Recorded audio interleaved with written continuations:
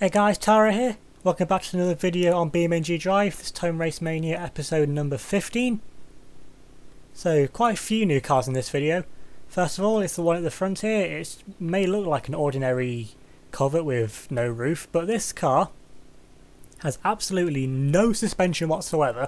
So as soon as this thing goes sideways, it's going to flip and many things are going to break on it. And in second place is the S88. Now this thing has quite a lot of top speed, but it's terrible through the gears, so it never actually gets to the top speed under AI control, which is why it's in second place. And in third is one of the two cars which survived last time in that terrible video, I have to say, where the AI just went absolutely everywhere. So if you missed that one, definitely go and check that out. Anyway, it's the off-road Burnside, and you start calling it a Barstow, it's a Burnside. And then in fourth was last time's winner, which is why you don't see a Firehawk at the back. It's the D-Series race truck. And then at the back, the fastest car for today's video is actually a Barstow based off a car from Mad Max, but I've never really actually watched Mad Max, so I don't know what it's based off of or if it actually looks like any of the cars from it. So back on this track after the shambles of last time, so same rules apply, 2 laps, and then the winning car from last time, so D-Series needs to win, and anything that survives the 2 laps is through into the next round. And I'm expecting the Covert won't even get around a lap probably. See, the contact's already been made between all of the cars now. It's like the S88 is already getting shoved sideways. Okay, everything's getting shoved sideways. It's like the Covert's just going to get back in front of it. It gets a little bit airborne though. Although the S88 is now into the wall already. That hasn't took very long. Is it going to go into the wall though? It's nudged the wall, so it is going round. So is it going to end up facing the right way? Maybe. And then the car's actually pulling away. The Barstow's slamming on the brakes. Interesting, you want to slow that down. Of course, the Barstow doesn't actually need to win. No, neither does the Burnside either. It's the D-Series that actually has to take victory, although is it going to go around the Burnside? I was getting a bit sideways, but I think it's going to control it, although the S88 is going the wrong way. So I just need to pull the handbrake on this, get it turned round, and hopefully we haven't missed anything up in front now. Everything's still going the way it should be, well, for now at least anyway. And let's put the S88 back under normal control, and I hope these cars only go one way. Okay, the Burnside's going around now onto the grass, and that's going to be gone for days now. Is it going to get itself back going in the right direction? I mean, it's just spinning the wheels up, but now these two are literally locked in combat. I don't know if they're stuck together at this point, because the Mad Max car there is actually faster. I think they are actually, no, they're not stuck together, but I'd say they were. Now all of this, the Comet's now finding its way down into turn 1. The Burnside is, I actually don't know where that's going. But that's now in last place, and as things stand, it will be eliminated, because if all the cars survive, then the car that's in last is eliminated, regardless of the car that needs to win wins or not. So now then, let's get the Burnside now facing in the right direction. The Burnsides, they have a pretty good track record in this series. Not the best when it comes to survivability, but the off-road one seems to be pretty strong. Now then, the D-Series and the Mad Max car are catching up to the Covert, and the Covert is also pretty light on the rear given there's basically nothing in it, and with no roll cage either, this thing is going to be a sitting duck when it comes to get rammed by the D-Series. And I'm not expecting it to get around a lap, honestly. I was expecting it to be out by now, but given the circumstances that have happened so far, it's honestly lucky that it's got this far with minimal damage. Now then, the D-Series is now catching up to the back of it, although it is being taken out wide here by the Mad Max car, so it's still going to be a while yet till it actually catches up to it, although it has easily the straight line speed advantage. Now then, it's coming right up to the back now of the car. This thing looks so much faster from this camera angle. Then coming up into the next corner, it's not going to catch though into the braking zone, which is surprisingly, with that whole straight, it's not going to catch up to it quite yet, is it? Going under braking is right up behind the back now of the car, just got the Mad Max car shoving it along. And now then, there is a bit of contact there between the cars. Let's get back on board now with the Covert, since this is the car that's actually the only thing currently stopping the D-Series from taking the crucial lead that it needs. And through this sector, with no suspension, cornering is going to be a bit dicey. Also, this thing, you can see the back of it's just getting destroyed, because literally there's just a bumper which now just flapping around actually inside the wheel. So not going to do any favours, because all the D-Series needs to do is shove the Covert sideways, and then with it being seemingly top heavy, it's just going to flip over. You're still getting shoved out while there, is it? I mean, the Mad Max car at the back isn't going to be helping the situation either. So you know, he's just ramming into the back of it. Surprisingly, the Barstow hasn't actually caught up yet. And still got the D-Series just shoving the Covet along. There's actually some very great camera angles here from the external camera. And honestly, I'm surprised the Covet's got this far around. If this thing gets around a lap, even if it doesn't survive, honestly, I'd have to count that as a victory for it. And it's actually pulling away a little bit now. There's a huge ram there for the Covet now coming up to the end of the S's section, and it's still survived in the lead. How has it got this far around? Although, is it going to get shoved around now? It's getting shoved sideways. You just control itself in front. No, it's gone flipped. It's gone flipped sideways, and now you're going to survive that. It's actually ramping itself over the D-Series. Oh, the back wheels have gone there. That's it, flipped upside down now. But it does land, though. But now then, the real fight now is actually the fight for the lead. Although the D-Series actually got away quite quickly there. A lot quicker than what the Mad Max car is. Actually, is the Mad Max car limping from that? I think it is, actually. But now then, the Covet somehow has survived that with a massively bent back wheel and is actually getting going again in third place. And you've just got the S88 in fourth, with the Barstow still catching up slowly, and the D-Series has now got a pretty decent lead over a seemingly crippled Mad Max Barstow. I don't see what, I actually know what actually happened there from his point of view. And you still got, I suppose, look at that wheel just flapping away. Man, that wheel didn't even do anything. No, it's actually caught up to the Mad Max car. It's actually the slowest car here to start with. Is actually going faster than the Mad Max car. He's going to try and make an overtake, is it? He's just shoving it along with that wheel flapping away. I mean, he needs to make the overtake soon before the S88 comes along and completely destroys the back of it, because we're no roll cage or any roof or anything. The back of the car is going to be pretty fragile and is most likely just going to get folded in half. Because here comes the S88 now, not too far behind, along with the Barstow as well.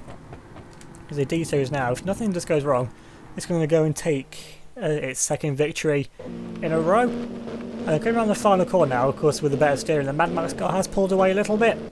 And then the Covet, though, points for effort, is still going, and is already catching back up now to the Mad Max car.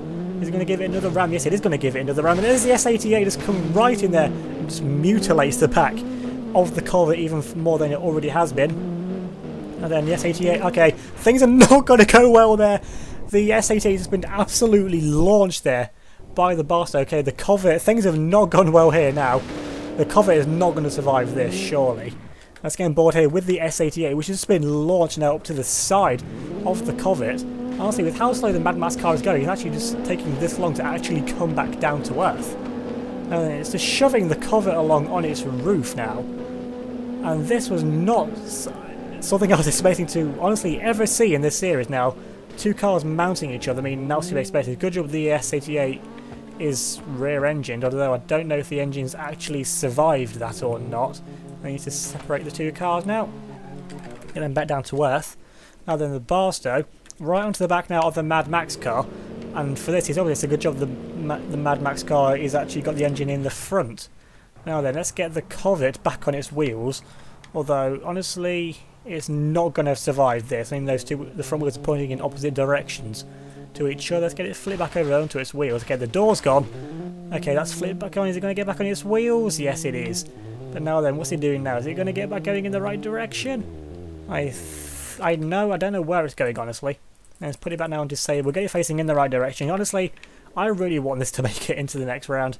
We can just get it going again. Although the steering, I think, is broken, so there's nothing actually that I can do for it with broken steering besides, well, it's pretty much like the sun strip, I think it was from the last episode. The smashed engine of the S88. Surprisingly, the car still works though. Now these two are stuck together, and because the Barstow, the Burnside, is the car behind, it's the one that gets pulled apart to free the cars. And it's going to pull off that fender. I don't think that's going to be enough though. I think this bumper on the front, the grille on that, has to come off as well. I'm going to pull that off there to the side. I mean, that's got most of it off. It's going to need another yank though. And now that should be the two cars separated, which it is. Although the Burnside is separated, but the Barstow is actually on fire now. Now it's going to go side by side. Now the S88, they're coming in with a huge ram there on the back. Of course, with having its engine in the back of the car. It can use the front of its car as a battering ram, which it just has. The Covet, unfortunately, isn't going to be going much further, but it put on a spectacular show just how crippled it is. Honestly, it's survived that long. That is the main surprise, really. Now then, as I was saying, remember at the start of the episode I was saying these things are pretty strong, and this is a testament to it there. All four wheels on that are still pointing in the right direction despite the crippled nature of the Burnside, and I think the Mad Max car is dead now because that has to be a fuel fire from when the cars are separated. It must have ruptured the fuel tank or something, but that's what happens when the cars get stuck together. Things like this can happen, and the Covet is still trying to get going. I mean, credit where it's due to it still trying to keep going. Now in the D series though, isn't much further from taking victory in victory number 2, and I'm going to have to find something even faster now to stick at the back to try and deal with it in the future rounds. I mean, I don't think there's anything with the pushing power of the Firehawk which we had previously. Of course, given how much of a farce the automation track has become with all the cars taking different routes, then it's going to be quite difficult to find another car, honestly, to deal with the D-Series, which is now making its way around the final few corners. And honestly, from the external cameras, it does look quite a bit faster than what it probably is actually going. I mean, it's only going 45, 46 mile an hour, and that looks a lot faster than 46 mile an hour. Now as it makes its way around the final corner now, there's the bumper there from the Covet. And also, I'm not surprised if I see the Covet is coming steaming down the other way, but then it doesn't actually have any steering. And now the D-Series takes victory and he's through into the next round. Of course, taking that victory that he needs to take to get through into the future rounds. Now then, let's see how far down does this thing actually go before it comes to a stop. I mean, damage-wise, if you take out the bumpers, this thing's in pretty much mint condition, although only got one window out. And yeah, this is well, the fire has just consumed the Mad Max car now. And then, what about the actually, this thing's steaming quite a bit, actually going quite slowly, so you know what, I think it could be out, or it could just be because it's at the top of the hill that it hasn't got much power left in it. And you can't see anything from the onboard camera anyway. And then what about the SAT? Oh, the SAT is right to the back of the Burnside, so it's got a lot more strength speed left in this thing. It's going to find its way up the inside, side by side. The Burnside's there, he's got to close the door. Now then, Burnside's just ripped off the mirror there. Now he's going to get pit round, he's going to force the SAT onto the curbing, but it keeps itself in front there and does pretty much what it needs to do. As you've seen from the first person camera view, just get a face full there of Burnside. Even more though from the hood camera. Oh, and this is the fight for second place. I mean, both these cars are through to the next round as things stand, but this is just the fight of the surviving cars. I mean, this is just more for pride than anything. And I don't know how the SHA is still going with the, you see there how crushed the back of the car is. I honestly don't know how it's still working. The other side, no, the other side now that the Burnside has actually come to life and they're coming up the hill.